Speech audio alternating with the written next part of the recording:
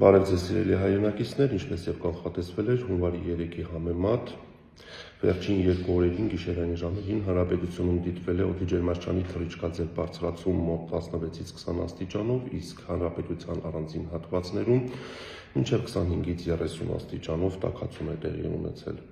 Այսպես հիդրոմետրի դիտարկումների համաձայն հունվարի 3-ին առավոտյան ժամը 8-ին Աշոտսկում գրանցվել է -37 աստիճան, այսօր եղել է -1.5։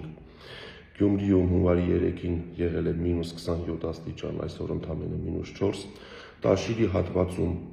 հունվարի 3-ին առավոտյան ժամը 8-ին եղել է -28, այսօր +7։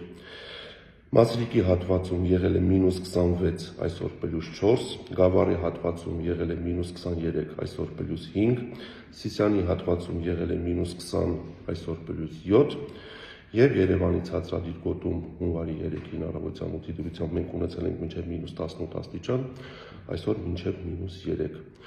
Առաջիկա 5 օրերին օդի ջերմային ֆոնում էական տատանումներ չեն կանխատեսվում։ Այսօր կեսօրից հետո դեպի երեկո եւ հունվարի 10-ին հանրապետության առանձին շրջաններում սպասվում է ձյուն, լեռնային առանձին գոտիներում բուք եւ ցածր հորիզոնական տեսանելիություն։ Ձեզ մաղթում եմ լավ օր։